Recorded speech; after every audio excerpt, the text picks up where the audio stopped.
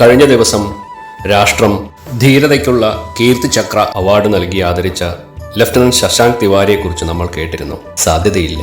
എന്നാൽ കഴിഞ്ഞ ദിവസം നടന്ന ആ അവാർഡ് ദാന ചടങ്ങ് നമ്മളിൽ പലരും കണ്ടുകാണും. 23-ാം വയസ്സിൽ രാഷ്ട്രത്തിനു വേണ്ടി ജീവൻ നൽകിയ ധീരൻ ലഫ്റ്റനന്റ് ശശാങ്ക് തിവാരി. ചിലർ ജീവിതം എങ്ങനെ ജീവിക്കണം എന്ന് പഠിപ്പിക്കുന്നു. ചിലർ ജീവിതം എന്തിനു വേണ്ടി സമർപ്പിക്കണം എന്ന് കാണിച്ചു തരുന്നു നമ്മൾക്ക്. ഇന്ന് ഞാൻ പറയാൻ പോകുന്നത് അത്തരമൊരു ധീരന്റെ ജീവിതകഥയാണ്. 23-ാം വയസ്സിൽ ലഫ്റ്റനന്റ് കേണലായ, ജോലിയിൽ കയറി കേവലം 6 മാസത്തിനുള്ളിൽ ഒരു പ്രത്യേക ദൗത്യസേനയുടെ തലവനായി ചുമതല ഏറ്റെടുത്ത ഒരു ജൻസി പയ്യനെയാണ് ഞാൻ നിങ്ങൾക്ക് പരിചയപ്പെടുത്തുന്നത്. അത് കേവലം ഒരു സാധാരണക്കാരനായ യുവാവിന്റെ കഥയല്ല.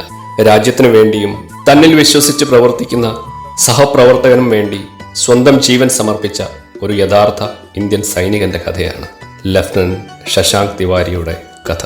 2002 ജനുവരി 24-ന് ഉത്തർപ്രദേശിലെ അയോധ്യയിൽ ജനിച്ച ശശാങ്ക് ഇന്നത്തെ ലോകം ജനറേഷൻ സി അഥവാ ജെൻസി എന്ന് വിളിക്കുന്ന തലമുറയിലെ ഒരാളായിരുന്നു അയാളും. വെറും 23 വയസ്സ് മാത്രം പ്രായം. മിക്ക യുവാക്കളും കരിയറിനെയും സ്വപ്നങ്ങളെയും ഭാവിയെയും കുറിച്ച് ചിന്തിക്കുന്ന പ്രായം. പക്ഷേ ശശാങ്ക് തിവാരി തിരഞ്ഞെടുത്ത വഴി വ്യത്യസ്തമായിരുന്നു.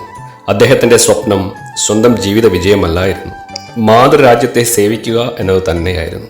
ദേശീയ പ്രതിരോധ അക്കാദമി NDAയിലും തുടർന്ന് ഇന്ത്യൻ മിലിറ്ററി അക്കാദമിയിലും പരിശീലനം പൂർത്തിയാക്കിയ അദ്ദേഹം 2024 ഡിസംബറിൽ ഇന്ത്യൻ സൈന്യത്തിൽ ലഫ്റ്റനന്റായി കമ്മീഷൻ ചെയ്യപ്പെട്ടു. രാജ്യസേവനത്തിന്റെ സ്വപ്നങ്ങൾ മനസ്സിൽ നിറച്ച് അദ്ദേഹം തന്റെ സൈനിക ജീവിതം ആരംഭിച്ചു. എന്നാൽ വിധി അദ്ദേഹത്തിനായി മറ്റൊന്നാണ് കാത്തുവച്ചിരുന്നത്. 2025 മെയ് 22 വടക്കൻ സിക്കിമിലെ അതിദുർഘടമായ മലയോര പ്രദേശം, മഞ്ഞും മഴയും പാറക്കെട്ടുകളും കുത്തനെയുള്ള മലഞ്ചെരിവുകളും നിറഞ്ഞ അപകടഭരിതമായ ഭൂമിശാസ്ത്രം. അവിടെ ഒരു പ്രത്യേക പെട്രോളിംഗ് ദൗത്യത്തിനായി അദ്ദേഹത്തിന്റെ യൂണിറ്റിന് നിർദ്ദേശം ലഭിച്ചു. ശശാങ്ക് ആർമി സർവീസ് കോർപ്സിലെ ഉദ്യോഗസ്ഥനായിരുന്നുവെങ്കിലും അദ്ദേഹം ഫസ്റ്റ് സിക്കിം സ്കൗട്ടിനൊപ്പമാണ് സേവനമനുഷ്ഠിച്ചിരുന്നത്.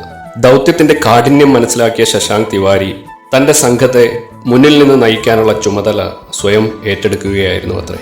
ഒരു യഥാർത്ഥ ലീഡർ എപ്പോഴും മുന്നിൽ നിന്ന് നയിക്കുന്നവനായിരിക്കും. പ്രതിസന്ധികളും ആക്രമണങ്ങളും വരുമ്പോൾ അദ്ദേഹത്തിന്റെ സഹപ്രവർത്തകരെ പിന്നിൽ നിർത്തി അയാൾ സ്വയം മുന്നിൽ വന്ന് മാറുവിരിച്ചു നിൽക്കും. അതുപോലെ തന്നെ അന്നും സംഭവിച്ചു. കുത്തനെയുള്ള വഴുക്കലുള്ള പാതയിലൂടെ സംഘം മുന്നോട്ട് നീങ്ങുന്നതിനിടെയാണ് അപ്രതീക്ഷിതമായ ആ അപകടം സംഭവിച്ചത്. സംഘത്തിലുണ്ടായിരുന്ന അഗ്നിവീർ സ്റ്റീഫൻ സുബ്ബയ്യയുടെ കാൽ വഴുതി അദ്ദേഹം മലയിൽ നിന്നും കുത്തി ഒഴുകി വരുന്ന പുഴയിലേക്ക് വീണു. ആർത്തട്ടഹസിച്ചെന്ന പോലെ വരുന്ന വെള്ളം അദ്ദേഹത്തെ വലിച്ചിഴച്ചു കൊണ്ടുപോയി. ജീവനും മരണത്തിനുമിടയിലുള്ള നിമിഷങ്ങൾ. അവിടെ നിന്നിരുന്ന പലരും എന്തു ചെയ്യണമെന്നറിയാതെ പകച്ചു നിന്നുപോയി. എന്നാൽ ആ ടീമിന്റെ ലീഡർക്ക് അങ്ങനെ ഒന്നും ചെയ്യാതെ നിൽക്കാൻ പറ്റില്ലല്ലോ. ശശാങ്ക് തിവാരി ഒരു നിമിഷം പോലും ആലോചിച്ചില്ല. സ്വന്തം ജീവനെക്കുറിച്ച് ഒരു നിമിഷം പോലും ചിന്തിച്ചുമില്ല. ഒട്ടും മടിക്കാതെ അദ്ദേഹം ഭീകരരൂപിയായി നിൽക്കുന്ന ആ നദിയിലേക്ക് എടുത്തു ചാടി. അതിശക്തമായ ഒഴുക്ക്, മൂർച്ചയേറിയ പാറക്കെട്ടുകൾ, ജീവൻ കവർന്നെടുക്കാൻ തയ്യാറായി നിൽക്കുന്ന പ്രകൃതി. എന്നാൽ അദ്ദേഹത്തിന്റെ മനസ്സിൽ ഒരു ലക്ഷ്യം മാത്രമേ ഉണ്ടായിരുന്നുള്ളൂ: കൂടെയുള്ളവനെ രക്ഷിക്കണം. ഒഴുക്കിനോട് പൊരുതുന്നതിനിടെ പാറക്കെട്ടുകളിൽ ഇടിച്ച് അദ്ദേഹത്തിന് ഗുരുതരമായി പരിക്കേറ്റു. ശരീരത്തിൽ നിന്നും രക്തമൊഴുകി, ശരീരം ക്ഷീണിക്കാൻ തുടങ്ങി. എന്നാൽ മനസ്സ് തോറ്റതേയില്ല. അവസാന ശ്വാസം വരെ അദ്ദേഹം പോരാടി. തന്റെ സർവശക്തിയും ഉപയോഗിച്ച് അഗ്നിവീർ സ്റ്റീഫൻ സുബ്ബയ്യയെ സുരക്ഷിതമായ തീരത്തേക്ക് അദ്ദേഹം തള്ളി മാറ്റി. തന്റെ ടീമിലെ അംഗത്തെ, തന്റെ കൂടപ്പിറപ്പിനെ എന്ന പോലെ അദ്ദേഹം രക്ഷപ്പെടുത്തി. എന്നാൽ അതിനായി അദ്ദേഹം നൽകിയ വില സ്വന്തം ജീവനായിരുന്നു. ശരീരത്തിനേറ്റ ഗുരുതരമായ മുറിവുകളും ശക്തമായ ഒഴുക്കും കാരണം അദ്ദേഹത്തിന് സ്വയം രക്ഷപ്പെടാൻ കഴിഞ്ഞില്ല. ഒരു സൈനികന്റെ ഏറ്റവും ഉന്നത മൂല്യങ്ങളായ കടമ, ധൈര്യം, സഹോദര്യം, ആത്മത്യാഗം എന്നിവയുടെ ജീവനുള്ള പ്രതീകമായി ലഫ്റ്റനന്റ് തിവാരി ആ പുഴയിൽ വീരമൃത്യു വരിച്ചു. യഥാർത്ഥ ധീരൻ ഒരിക്കലും മരിക്കുന്നില്ല. അവർ ചരിത്രത്തിന്റെ ഭാഗമായി മാറുകയാണ് ചെയ്യുന്നത്. അവരുടെ പേര് തലമുറകളെ പ്രചോദിപ്പിക്കുന്നു. അദ്ദേഹത്തിന്റെ അസാധാരണ ധീരതയും ആത്മത്യാഗവും രാജ്യം കാണാതെ പോയില്ല. അതിനുള്ള അംഗീകാരമായാണ് മരണാനന്തര ബഹുമതിയായി ഇന്ത്യയുടെ 2ാമത്തെ ഏറ്റവും ഉയർന്ന സമാധാനകാല വീര്യ പുരസ്കാരമായ കീർത്തിചക്ര അദ്ദേഹത്തിന് സമ്മാനിക്കപ്പെട്ടത്. രാഷ്ട്രപതി ഭവനിൽ നടന്ന ആ ചടങ്ങ് രാജ്യത്തെ മുഴുവൻ കണ്ണീരിലാഴ്ത്തിയ നിമിഷമായി മാറി.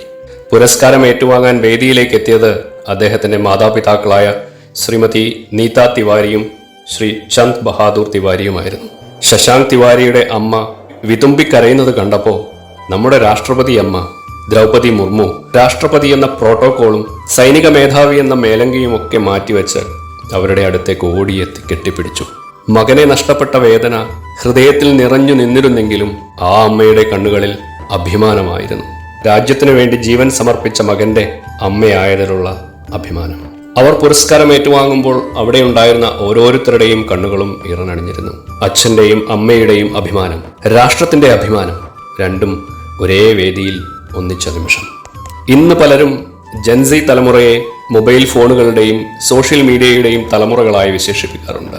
പക്ഷേ ശശാങ്ക് തിവാരി ലോകത്തോട് പറഞ്ഞത് മറ്റൊന്നാണ്. ജൻസി എന്നത് ട്രെൻഡുകളും റീൽസുകളും മാത്രമല്ല, ആവശ്യമെങ്കിൽ സ്വന്തം ജീവൻ പോലും മറ്റൊരാൾക്കായി, രാഷ്ട്രത്തിനായി സമർപ്പിക്കാൻ കഴിയുന്ന ധീരതയുടെ പേരും ജൻസി എന്ന് തന്നെയാണ്. 23 വയസ്സുള്ള ആ യുവാവ് തൻ്റെ ജീവിതം കൊണ്ടത് തെളിയിച്ചു. അദ്ദേഹത്തിൻ്റെ കഥ നമ്മെ ഓർമ്മിപ്പിക്കുന്നത് ഒരു വലിയ സത്യമാണ്. രാജ്യത്തിൻ്റെ അതിർത്തികൾ വെറും ആയുധങ്ങൾ കൊണ്ടല്ല സംരക്ഷിക്കപ്പെടുന്നത്, അവിടെ നിൽക്കുന്ന സൈനികരുടെ ത്യാഗവും സ്നേഹവും കൊണ്ടാണ്. ലഫ്റ്റനന്റ് ശശാങ്ക് തിവാരിയുടെ പേര് ഇന്ത്യൻ ചരിത്രത്തിൽ എന്നും തിളങ്ങി നിൽക്കും. കാരണം ചിലർ ജീവിക്കുന്നു, ചിലർ ചരിത്രം സൃഷ്ടിക്കുന്നു, പക്ഷേ ചിലർ സ്വന്തം ജീവൻ പോലും ത്യജിച്ച് അമരത്വം നേടുന്നു. ലഫ്റ്റനന്റ് ശശാങ്ക് തിവാരി അത്തരമൊരു അമരവീരനാണ്. ഭാരതമാതാവിൻ്റെ മകനാണ്. मेरा बच्चा आज देश के लिए इतना बड़ा नाम, 2 लोगों की जान बचाई है। सब मैं ठीक हूँ, बस मैं ये कहती हूँ कि जो मेरे बेटे की इच्छा है वो पूरी हो। जय हिंद, वंदे मातरम। भारत माता की